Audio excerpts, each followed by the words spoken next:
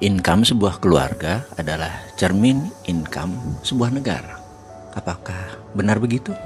Oke, kita urai perlahan. Dalam ekonomi versi keluarga ada dua tipe keadaan ekonominya, yaitu ekonomi lagi bust atau negatif dan ekonomi yang lagi boom atau positif. Kalau ada sebuah keluarga misalnya, sumber pemasukannya hanya dari suami yang bekerja sebagai pegawai, mempunyai banyak hutang di warung, rumah masih ngontrak, maka keluarga itu punya masalah keuangan atau disebut ekonomiknya bust. Ditambah lagi mereka yang mengkredit rumah yang belum lunas dan pendapatannya hanya bergantung dari kantoran tadi. Nekat ngambil kredit mobil, menambah kredit mereka. Sebentar lagi pasti jebol itu perekonomian keluarga tersebut. Bahkan bukan sekadar jebol perekonomian, bisa bubar hubungan pernikahan mereka. Percaya deh. Karena bakal ada kata-kata yang mereka katakan jatuh cinta pakai perasaan tapi mempertahankannya pakai penghasilan. Karena penghasilannya nggak ada, bagaimana bisa mempertahankan cinta? Bubarlah keluarga tersebut. Itu kalau ekonominya lagi bust. Teori klasik dalam bangun ekonomi rumah tangga untuk keluar dari ekonomi bust adalah dengan menambah cash flow atau uang masuk. Kalau suaminya bekerja, maka bagaimana sekarang istrinya membantu income keluarga tersebut, misalnya menjadi broker properti atau jual tanah. Hal ini membuat satu rumah tangga tersebut punya peluang dua macam pendapatan. Satu dari pendapatan suaminya, kedua dari pendapatan istrinya yang berbisnis properti atau menjadi sales properti. Lalu suaminya tadi mempunyai keterampilan, yaitu bisa mengajar silat atau punya ilmu bela diri silat. Sehingga seminggu 2 kali dia menyempatkan pulang kantor mengajar silat.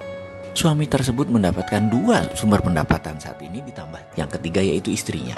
Kemudian dana tersebut dikumpulkan, dibelikan sebidang tanah untuk beternak ayam petelur misalnya, di mana anak-anak mereka bisa membantu setiap hari merawat dan beternak. 2 income suami, 1 income istri, ditambah lagi usaha ayam petelur. Dan aset tanah membuat kandang ayam tersebut nilainya naik terus di luar pendapatan dari bisnis telur ayam tersebut. Inilah yang disebut rumah tangga dengan 5 macam pendapatan atau multiple streaming of income. Kalau ditambah rumah yang ditinggalkan tadi ada kamar yang lebih, dan kamar tersebut dibuat penginapan, dipasarkan melalui Airbnb. Maka keluarga ini benar-benar memanfaatkan setiap jengkal lahannya, setiap senti kepemilikan asetnya dijadikan sumber pendapatan. Mereka menjadi pemilik kemakmuran. Ketika rezeki mereka bertambah, mereka beli lahan lagi untuk bangun kos-kosan. Bulanannya aset tanah tersebut membuat pendapatannya 2 dari 1 aset.